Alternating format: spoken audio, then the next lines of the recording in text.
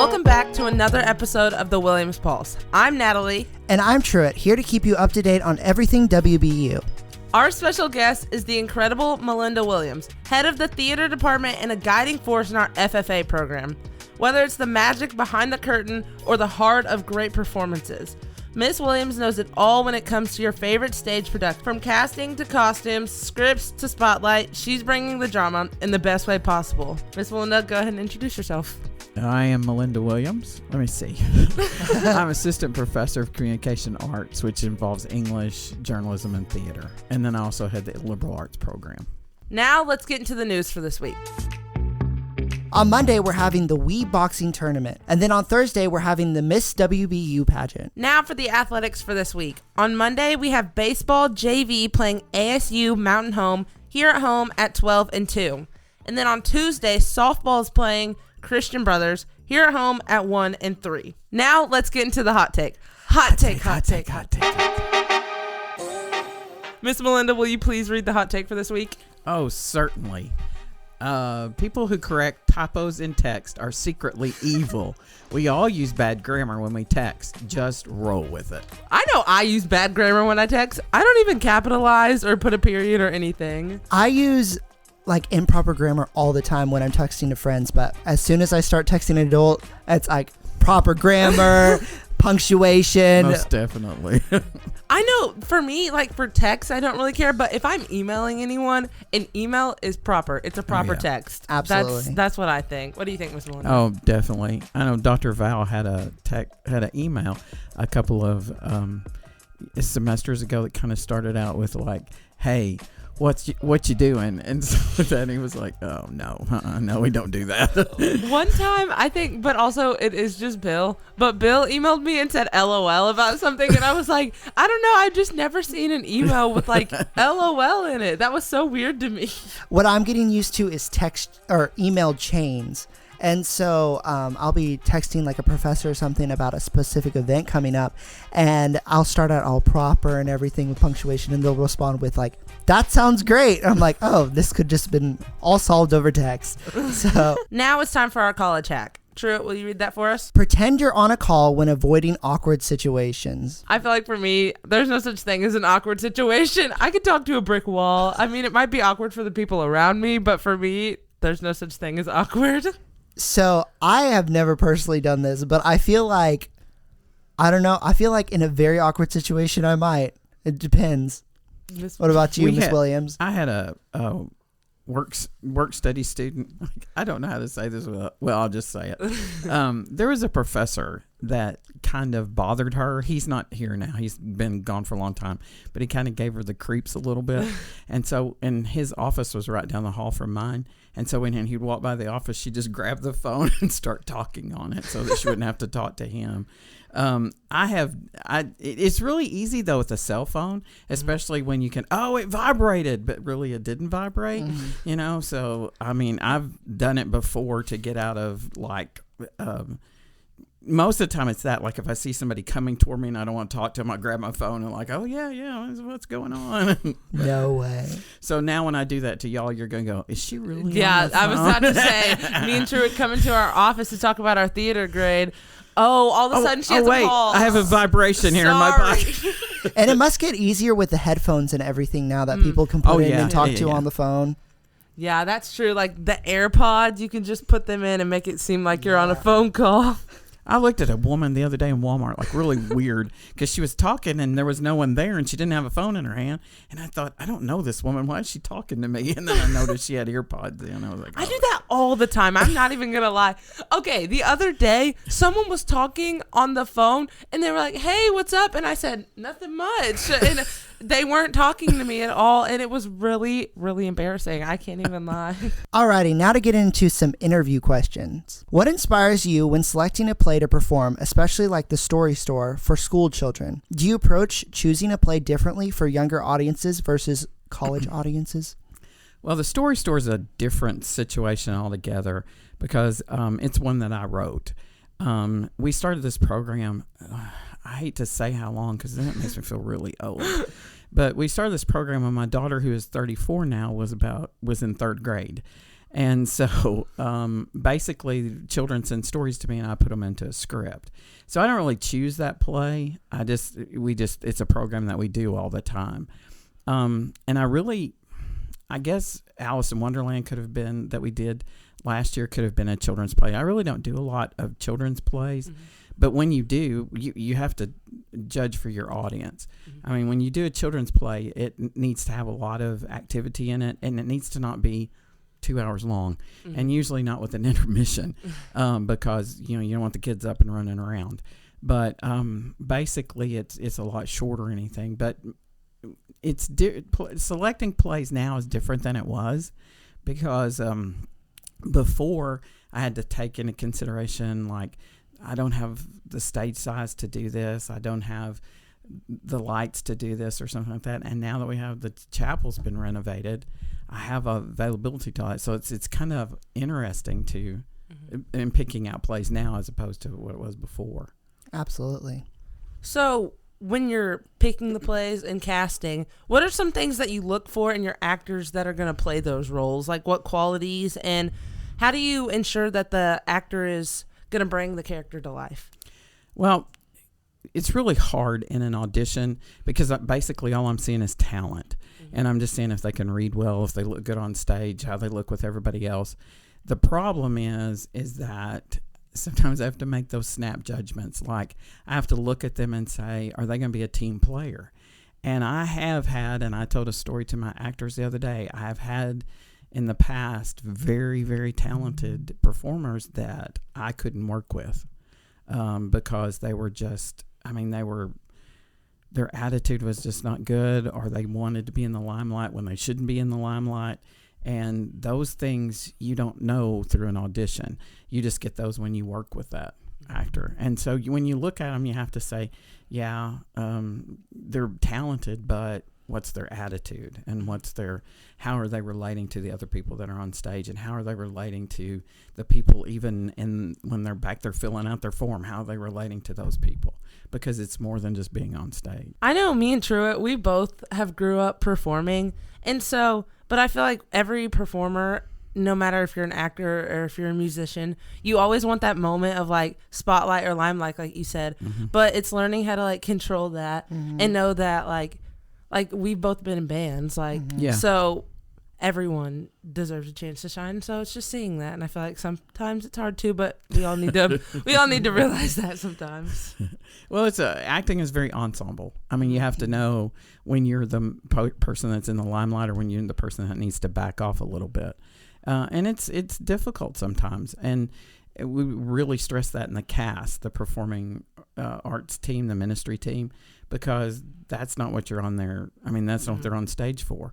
And so I really try when I assign parts in the cast to make sure that somebody you have a primary part. Everybody that's in the cast gets a primary part, mm-hmm. and so that you won't feel that way.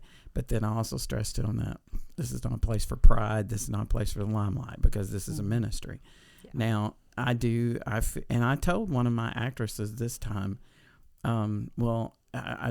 I said, everybody, and I used that line, everybody deserves a chance to have a lead. And I believe that. I believe that if you work hard and you have the talent for it, that you should be able to be in the limelight, mm-hmm. at least just once. Absolutely. So. And when we watched this last performance, the mystery that we all... Mousetrap? The Mousetrap.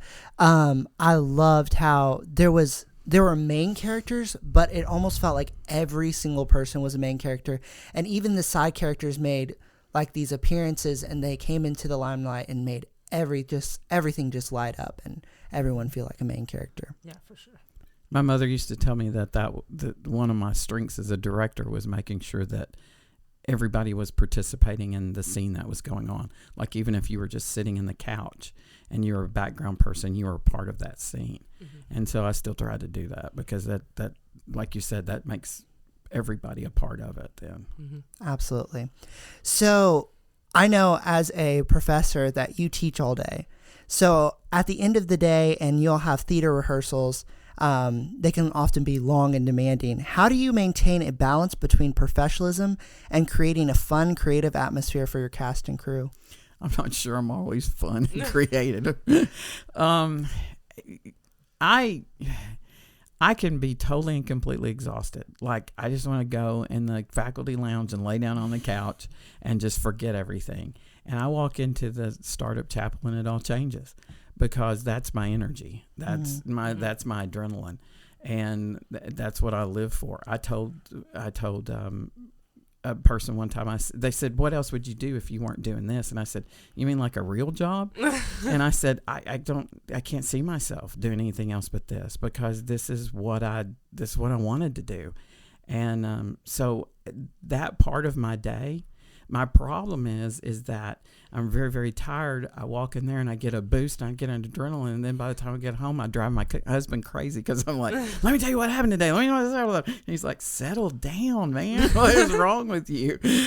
But I get really pumped up and then I have to settle back down when I get back home. So I know, doing something you love like that. Like, for me, it's always been like singing and being on stage. Like, I just love like that atmosphere, and like for you it's directing, and I just think it's so much fun to be able to do something you love for like the rest of your life. Yeah, it's always going to be an option. Everybody has asked me, and I told my husband this yesterday, I said, everybody's asking me, when are you going to retire?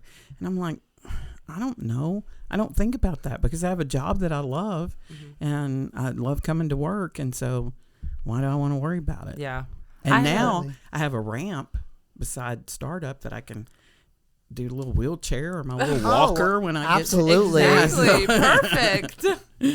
So what do you hope audience members, especially young children, take away from your performances like the Story Store? And do you intentionally craft shows to leave a lasting impact?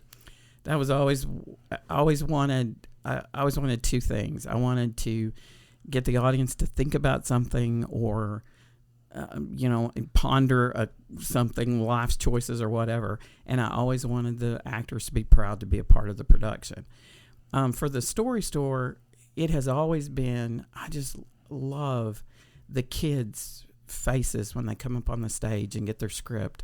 Or even like being on stage this time, I could catch glimpses of the kids and you could see their face when their story came on.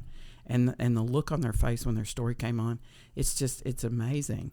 I remember, I don't know if you know her or not, but Emma Howard, who is a senior and she's about to graduate. When she was a freshman, she was in one of my classes. And I kept thinking her name was very familiar. And so after class, I said, for some reason, your name is familiar to me, but I don't recognize your face. She said, you probably don't recognize my face because the last time you saw me, I was in elementary school. She said, my story was in Story Store. And I was like, no way. And it made me feel really good, and that made me feel really old. And I was like, oh, okay. But it was really cool because she still remembered that. I mean, she was a freshman in college, and that was when she was in elementary school. So that experience she still remembered. And she still, it was a very positive thing for her. So I know that we were at the Story Store and we got to watch, and I thought it was awesome and it was really fun. But like some of the kids, when like the actors came down from the stage and was like next to him, they were just so engaged. They were watching. Like, I've never seen children have so much fun like watching something for that long.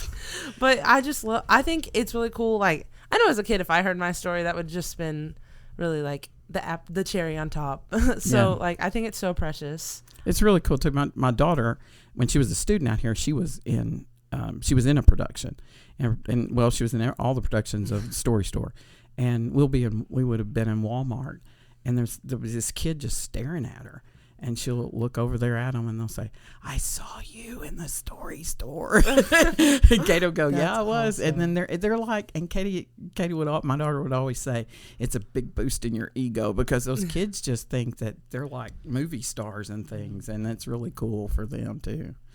I remember you telling us in class that you would have like, not so much a villain, but like someone be like the bad guy in the story, and then they'd get all the bad blood. Yeah. I think that's so funny because like, obviously they're not like bad characters, but like in the last one, Kendall was seen as the bad guy in the story, and I just think it's so funny because those little kids, I just know they were like, "Ooh, I don't like her." Yeah, I don't like her.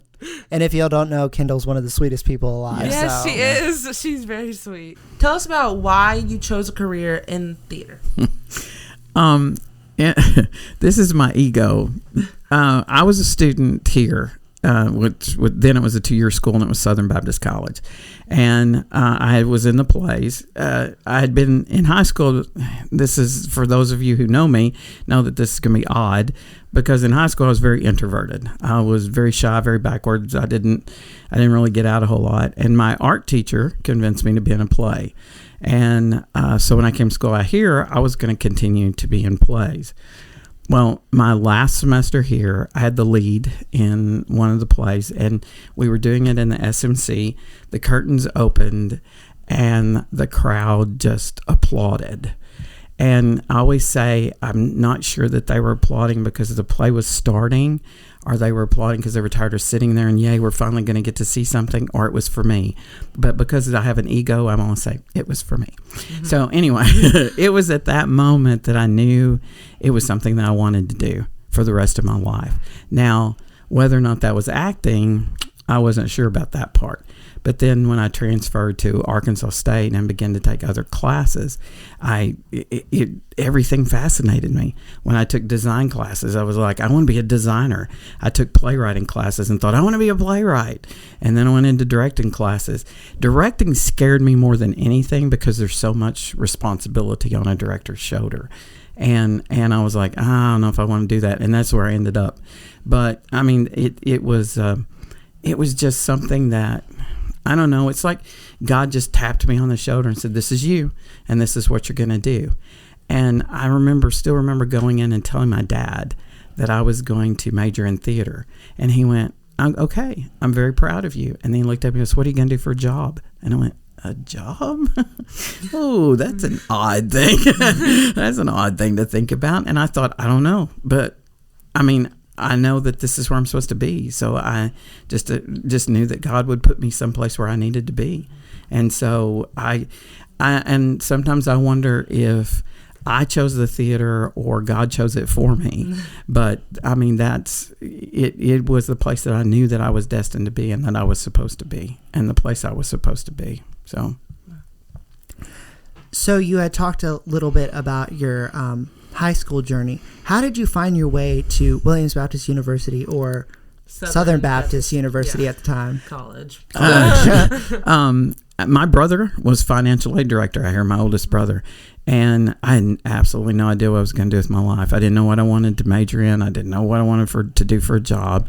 And that's the beauty, I guess, of 2-year schools. He said, just come to school at Williams, or Southern. Just come to school at Southern. You can take your gen eds. Maybe you'll find what you need to be doing. Maybe you'll find the path that you need to be on, but then you'll have your gen eds out of the way. And so that's what I did. And he was right. That's the way it worked out. Oh, I just said he was right on the podcast. Don't tell him I said that. We won't tell him. Okay, good, because he doesn't need to know that. So we know that you're the head of the theater program here. What would you say makes the Williams Theater program stand out amongst other colleges? Well, one thing is that it's very tailored to the students. If I have I mentioned Emma in a previous podcast, but anyway, I have a student, Emma Howard, and man, she could build anything. So that's what she does. And so it's tailored to her. I mean, I tailor the program and give her the job that best fits her. If I have a student that comes in and wants to try writing, then I work with them on that. If I have a student that wants to try lights or sound, I've had students in the past that have directed 10-minute plays or one acts. I had a student one time that directed a play that she wrote. I very much want the students to find themselves and find the place that they need to be. And so in order to do that, you have to experience a lot of different things. I know that at bigger universities, they like for you to figure out what you want to do. Like, do you want to be a director? Do you want to be a teacher? Do you want to be a designer? And you go into that. And I don't think you know until you try it. I don't think that I would have ever said, I want to be a director until I directed. And so I think that giving them the experience that to do all these different things helps them understand where they fit, and maybe not even fit in the theater, just where their talents are and where their strengths are, and then they can use those in whatever profession they decide to go into. Yeah. So what advice would you give to students who are joining the theater program or pursuing a career in performing arts? If you're joining the theater program out here, the first thing that and you guys said this a while back, that you want them to have fun, to be fun and creative. I want them to enjoy it. I want them to have fun. Some of them are over there. I mean, you can get an hour's college credit for it, but I mean, some of them are there and they're not on scholarship. They don't get any college credit for it. They're just there because they love it. And I want to keep that love. And so when they come in, I want them to understand that this is not life or death. This is fun. This is something that they need to do because they love it, because they enjoy it, because they have something they want to say, something they want to share. And also I want them to realize that part of theater is learning how to get along, learning how to get along with people, learning how to get along with people that you may not like, how to get along with somebody, a director, when the director yells at you, when the director is short-tempered, and learning just how to adjust to certain things. Mm-hmm. And so mainly I want the kids that come into this theater program to have fun and to enjoy it and to find themselves and to find their voice, because I think that's where I found mine. And so that's what I want them to do as well. Yeah, for sure. So I know you've been here for many, many years. Yes. And so that means you've directed plenty of plays and probably repeated some of them. Yes, I have. So out of all of those, what would you say had to have been your favorite play? Out of all the ones that I directed two that I really liked, and I've directed these on multiple times. One of those was the Glass Menagerie, and the reason is just because I love the Glass Menagerie. And the last time I directed it, the 4 students that were cast in it, we went to Columbus, Mississippi, which was Tennessee Williams' birthplace, and looked at his house and the museum and walked around the town, and it was just really cool because we really got a part of who he was and, like his story and everything. The other one that I directed that I really, really liked, and probably for the same reason, was a play called These Shining Lives. And it was about a group of women who worked in a watch factory in Illinois, and they painted radium on the clock dials. And the way that they painted it was that they would put the paintbrush in their mouth to get a fine tip on the end of it. Well, that paintbrush had radium on it, and they were poisoning themselves, and nobody stopped them from doing that. And so the whole story is about these group of women that actually started I wouldn't call it, well, like OSHA regulations. I don't know if it was OSHA then or not, but like the regulations for workers and things like that. And it was a true story. And my daughter was in one of those, was in the first production we directed of it. And her friend and I went to Illinois to find the gravesides of these women and everything. And it was just really cool. And I like plays that are based on like true stories or true people, because then you learn their story and you learn who they were and what role they had in history and in people's lives and everything. Because these women were, I wouldn't say nobody, but these women were not well known. They weren't celebrities or anything, but they changed regulations for the way people worked. I mean, they made workplaces safer for all these people years and years after that. So it's just really cool to know their story. Me and Truett were talking about earlier. I was looking through these questions and we got to that one, and we are in your class, and we were like, I think she's going to say our town, because we talk about our town all the time. Yeah. It is, I think it's a very interesting play. And another thing about the WBU theater is they it seems pretty simplistic. Like everything, it's like focused on the actors and working on their performance instead of like these big booming sets or anything crazy. So I find that really interesting. I do like our town. I mean, I like it a lot, but it's just those very, true stories and everything. Mm-hmm. I just really like those. Mm-hmm. I really have a heart for those. So how do you see theater impacting students beyond the stage, both in their personal lives and future careers? Well, I know that I saw this in my daughter, and I've seen it in other students as well, that the confidence level of a student just increases it so much when you see them on stage at the beginning, and then you see them like after they've been in a couple of different performances. I had a student several years ago who came into my office, and she said, I just want you to know this. She'd tried out for the cast. She said, I just want you to know that I am not star material. I'm not lead material. I'm more, minor role supporting actress. And I was like, okay. I said, why did you tell me that? She goes, well, that's what my high school drama teacher told me. Well, she ended up playing several leads for me and a very instrumental part in the cast. Plus, she started her own theater company in Mississippi, where she teaches students like after school programs and things like that. Because, and I want to say this about, I'm not bashing other teachers and everything, but sometimes we don't understand that we just say something to someone and not understand that what it does to their ego or what it does to how they feel about themselves or self-esteem. And I know that just putting her in a couple of plays and just showing that I trusted her and that I knew that she could do it, and I believed in her, and I just saw a big change in her and a change in what happened to her, and it changed her entire career. It changed her entire walk that she had, the path that she went on. So final question, but for any students looking into WBU, just the school in general, what is something that you would tell them about the school? It's very intimate. I like that about it. I like the fact that I can get to know my students. I like the fact that a student can come into my office and we can talk about career plans. We can talk about goals. I had a student come in the other day and sat down and wanted me to ask me about writing and how she could get started as a writer. And I love that. I love being able to do that.